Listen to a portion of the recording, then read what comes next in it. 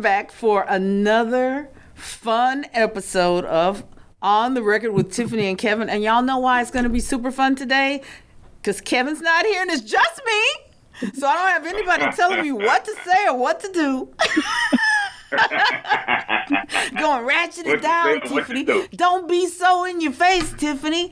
Tiffany, you just have to be calmer. Well, it's over with. The reign of terror has ended. It's just me and y'all. Let him know you know how to do this. Let him know you got this, then. There you go. Let him know you got this, girl. We're here on my favorite station here in San Antonio. There's always something good to make you debate and talk here on 9:30 a.m. The Answer. And we're here to be the voice for people of color, and we just hit it straight, no chaser, and we talk about kidney disease and healthcare and what's going on with us. So let's talk about what's going on with us. I have two amazing guests, national advocate, comedian, actor extraordinaire, Reginald Ballard, and friend of mine whom I absolutely love, and love your wife. I just think the two of you are awesome. And then my other friend, Latrece Lyte, an advocate for pancreas transplant, and she's overall an advocate for transplant patients, period, and just out there in these streets, just like we are, talking to people about kidney disease, talking to people about the importance of transplantation, and busting up myths that shouldn't be out there. So welcome, and let's get to it. Yeah. Hey. Yeah, she got a little change going on right now. See, girl, you went to the bleach blonde. Go ahead on, girl. I did. You give a black man two options right there, girl. Sometimes we feel like we with Becky, and then we would keep Quasha. It all depends on the position. You got to keep that spark in it. Keep that spark in it. That's right. You look good. Thank you. As both of you as well. Well, I was sitting here looking at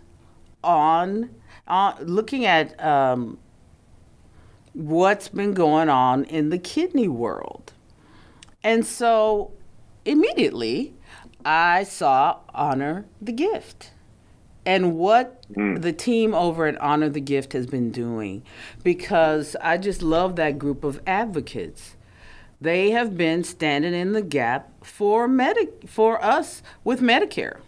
Now, can you tell us how that went? Because you just got back from D.C. on December, you went December 4th through 6th? Through the 6th, yes. So, oh my gosh, it was such a beautiful event.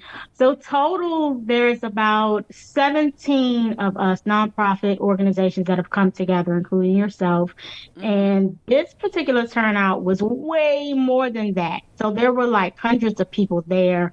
We marched from the hotel. If you're familiar with Washington, D.C., LaFont Plaza, we marched about 2 miles to get to the Capitol. And then once on the Capitol, we broke up into groups and met with different senators and Congress people. There was also a press conference at 2:00. Albie Shore was pretty much like the main speaker of the day. He was actually there the entire time, the 4th through the 6th.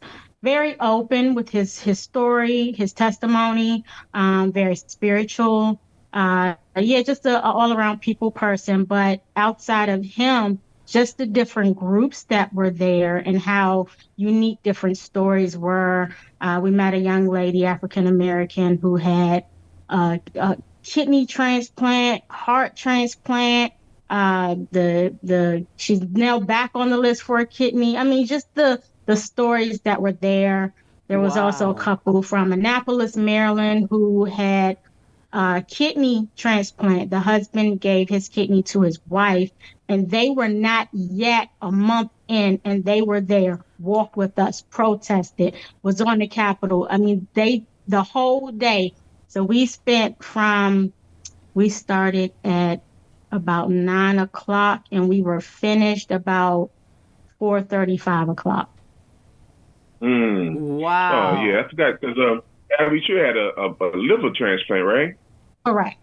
Correct. Mm-hmm. Yeah. So he's doing good now. He's doing really good. Of course, all of that walking took a lot out of everybody. And Right. he's That's a long walk. just coming up on a year in, so he was, Mm. a little weak and tired, like most of us. But yeah, Right. everybody was in it for the long haul. We were all there. Actually, Albie Shore had um, Reverend Al Sharpton. He pulled him in. Mm-hmm. He's just one of those people that are pulling people in regards to this cause for Right. non-invasive testing. So, That's So, great. That's so great. tell us what, for our listeners, mhm. what you are advocating for. Because you mentioned So non-invasive testing, but let's talk about yes. MolDX and the non-invasive testing that uh, they are trying to stand in between us. So Medicare and Medicaid are the primary in regards to this, and Honor the Gift came together in regards to trying to get the government to approve it again. So there's some type of lapse from what they're saying. Um, they're saying in 2017, 18, it was approved. The non-invasive testing was approved, which is just blood work. So instead of doing Mm-hmm. a biopsy or having to have a biopsy because something is going on with the organ, they can do blood work to find out what's going on instead of doing the biopsy, which everybody knows a biopsy is another incision and they're going in and they're taking a piece of the organ. And the more they have to do it, the more damage you're doing to your body and that organ. So non-invasive testing is just literally blood work. It's just a valve that will go in with your other valves and sent off for sent off to the lab to find out what the results are in regards to the organ and the state that it's in. Um, so And the cost MolDX is saying, differentiation between the two is exponentially different because non-invasive testing, it's just one more vial of blood yes, on for most transplant patients on the blood draw that you're already doing. You're already doing blood work, and this is just one more vial of blood that's being taken. Far exactly. less traumatic situation as opposed to a biopsy, and then the cost differentiation Mhm. for kidney patients, it's about $10,000 or more for a biopsy. For the non-invasive tests, you're talking about a $2,000 test, and you don't have all of these risk factors that accompany a biopsy. Correct. Correct. Mm. So Because it's not it just the doesn't. incision for the biopsy and taking a piece of the organ. You also have to go through the healing process. You got to make sure it's not Yes, infected and all that stuff that comes along with, as Tiffany said, along with the healing of it. it doesn't. Right. Right. It doesn't seem to make sense to make a decision like that. Certainly not in terms of a patient and their doctor, because this really is getting in between a patient and their doctor, because that those particular tests are done often because the most important part of what's going on with a transplant is that your graft takes and remains, and that uh, you're not going through the possibility of rejection. Those tests are telling you that they can detect early. They are a part of early detection of something going wrong with your graft, and they're even more accurate in some cases, according to the medical professionals, than a biopsy. It's just a really good way for them to see it, and they use it sometimes because a person, like something as simple as a cold can take you down a bad road if you're a transplant patient. So whether you're kidney, liver, pancreas, lungs, I know they don't have tests yet for the pancreas, but they're developing them. Tests like this are very important. Yes. Because that's a very simple thing for your doctor to do to make sure that Reg is okay, that you're okay, that their patients are okay. When you have somebody come in and say, hey, you can't give these tests, or you can only give 2 of them a year. If Reg gets 5 colds a year, I want him to have 5 tests a year. If he needs 10 tests a year, I want him to have 10 tests a year. Because his life matters, and the quality of his life matters. So I'm not down with this idea that some bean counter gets to come in and say, well, we want to keep the Medicare trust big, so we're not going to allow Reg to have the test that he needs, and we're going to say, well, Dr. Johnson, you can't give Reg those tests. And that's exactly what it is. So MolDX is saying, we've already approved for these tests to be done, but then when the doctors fill out the information, it's not being paid for. So they're like, no, it's got to kind of pause right there until we get a definite stamp that, yes, this is approved. We can go ahead and send everything through. They're pretty much getting like pinged back when these tests are being requested. So once again, it's almost like tennis. It's just back and forth. MolDX is saying, yeah, we did. And then it's coming back like, no, you didn't. So it's right now we're in the middle of that tennis match. And the people that are in the middle of this are the patients. Correct. Especially the patients who can't afford to go and get and just pay for the test, or who don't have a supplemental insurance that will then come in and pick up what isn't being covered. Yes. So we have to take a lot of tests, because one thing about transplant patients, we're already on the drugs that lowers your immune system anyway. So we have to get tested pretty often because of, like you said, we got a cold or something like that, it could be more detrimental for us than a regular person, because like I say, we don't have the, our immune system is not as strong because of the meds that you're on, so. It's so, the gift of life. I love the name of our coalition, Honor the Gift, because it is literally the gift of life. Like, I have not met a transplant patient that wasn't completely rejuvenated after they received a new kidney or a new liver. I mean, they're just so physiologically better. They look better. They feel better. They have more energy, and it is a second lease on life. So it's like, okay, who would even think about risking that? Because none of the patients would. Every patient, the patients do not want to do anything to risk losing their kidney or losing their liver again. Any of their organs, right? And this idea, this idea that we just have all these patients that are out there willy-nilly just rolling, doing whatever, is ridiculous. It's ridiculous. Right. It's the way, it's the, hey, let's blame them game, because we seem to be down this road in this country where we do all this blaming of other people. Well, kidney patients, transplant patients, I have yet to meet one that wasn't grateful for this opportunity. I have yet to meet one that wasn't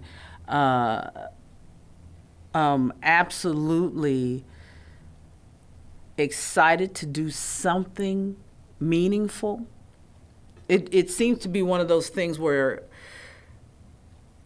how you view life completely changes for many. Yeah. Not everybody, but for many.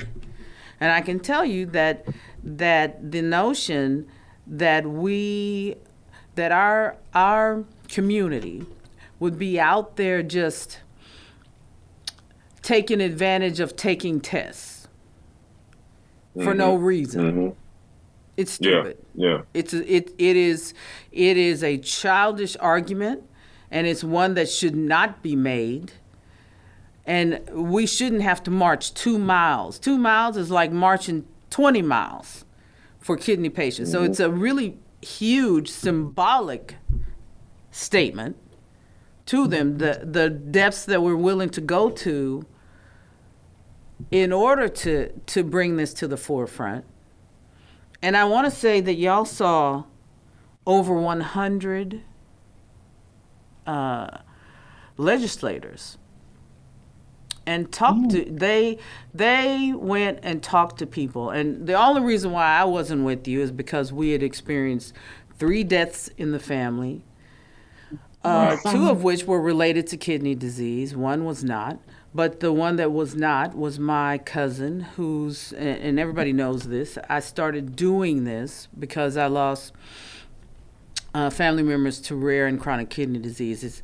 At this point, it's 16 of them, but it's one family in particular, and that was the Browns. My Aunt Lena, Uncle George, 4 of their daughters, and 1 of their granddaughters died from kidney disease. It was failure. It was renal failure. Well, their daughter, they had 3 daughters that remained, and Linda is one of their remaining daughters. Linda's son died. And when he did, she had a stroke leaving the funeral. And so for me, everything stopped, and I went to go see about my family, But otherwise, I would have been right there with you. Yeah, I know you would have. I remember shutting it down, girl. I called to check on you. You told me everything, so I'm so sorry again for your loss. But you know what? Yeah. I say that to say that, I don't think that anything happens to us. Everything happens for us. That's the reason why I'm always out front, because somebody, what I represent is not the person that's going to get the transplant.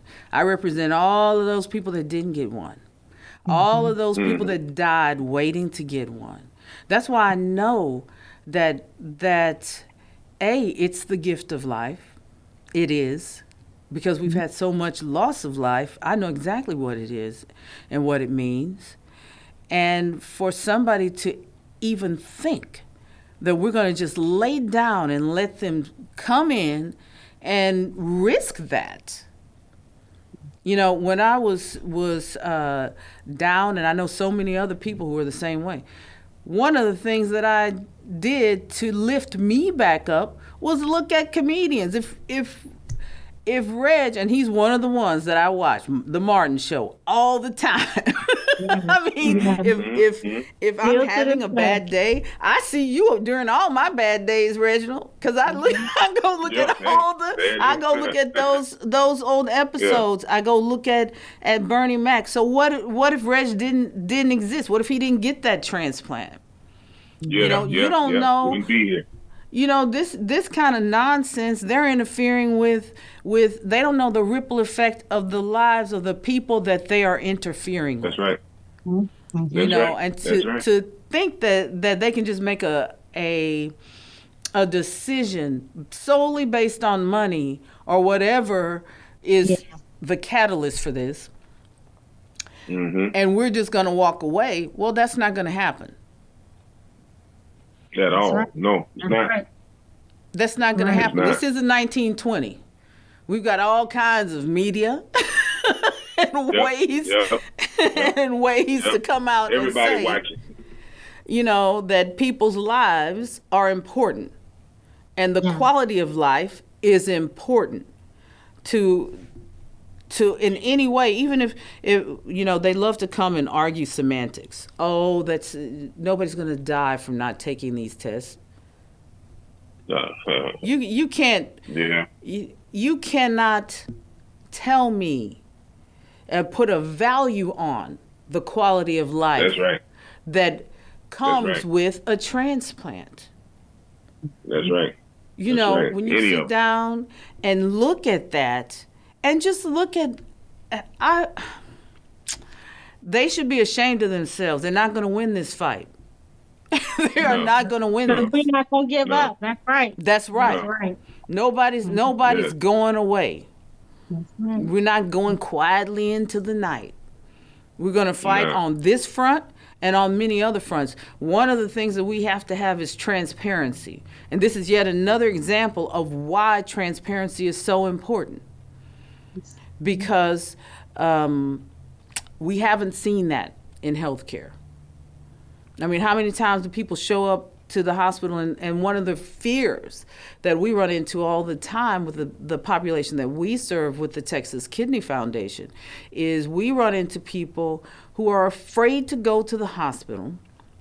They're afraid to go to the doctor because they don't know what the bill is going to be. Correct. Yeah. That's Right. the big. That's yeah, and that's been going on, especially in Black communities. That's been going on for many years. Yeah. Yeah. I Decades. remember Yeah. we don't go unless it's during your brain's got to be halfway hanging out your head for your mother and your grandmother to take you to the doctor when you playing outside because they're like, that's gonna cost a whole lot of money.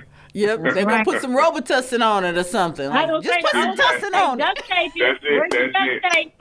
Duct tape it. And then they brainwash you in the baby. That baby gonna be that baby ain't gonna cry. That baby ain't gonna cry. He's strong. He's strong. Your brain's hanging out Come your on, head. little man, you can do it. You know, but it's sad, you know. That's true. But that's a very true. Like, people are afraid to go. Yeah. They don't know what they're up against. And then we see that economically, everything is so much more expensive now. So food, which is the real medicine, food is your best medicine when it comes down to improving your health. But so often it's a choice between food and medicine. Like we've run into that over and over again. It's why we work with the Kingdom Healthcare System, because we have these wonderful doctors that we get to engage with. But they also will do things for us, like if a person already has a prescription, they will write the refill for the prescription. They give exams. We do a clinic with them once a month at the end of the month. And, you know, and I say this often, you know, about Reg, and I'm gonna wrap up. But the thing I wanted to tell everybody about Reginald is that he's always talking about Texas Kidney Foundation, and we have seen so much traffic. So we went from having 3,500, 3,700 people come to our website monthly, to having 37,000. And that is huge. That's cool. That's a significant increase. Yeah. And we credit that to Mr. Ballard here, because he's using his platform. And that's why I say, I think one of the most important things that you do is your advocacy work. And you will be known long after this because of that. Yeah, because people know my story. They know my story.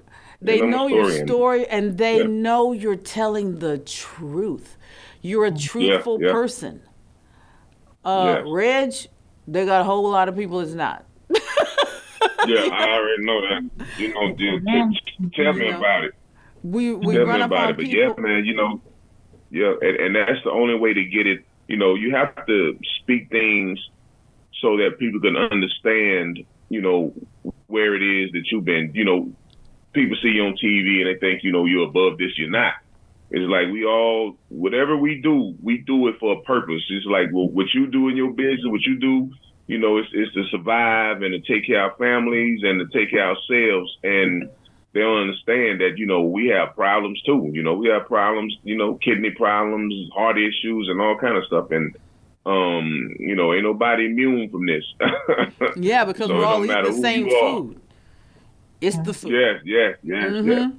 Yes, we're on that same chain, that same life. So it's like, one thing you have to do, you have to acquire the information, and in order to do that, we have to provide it for people, Exactly. so that people will understand. Look, you have somebody to help you out, and it'd be a lot of people come up to me at my shows and ask me about. They tell me, say, yeah, I have kidney problems. I think I have to get a transplant, and I don't know how to do it. I can't find a match, and blah blah blah. And you just got to tell them, hey, always hope, because you don't need a match. You just need a willing body. That's Yes. it. Right. So And that's it. Yeah. You've been listening to On the Record with Tiffany and Kevin. No Kevin today. It's just me. So. Yeah. And we'll be back in just a moment.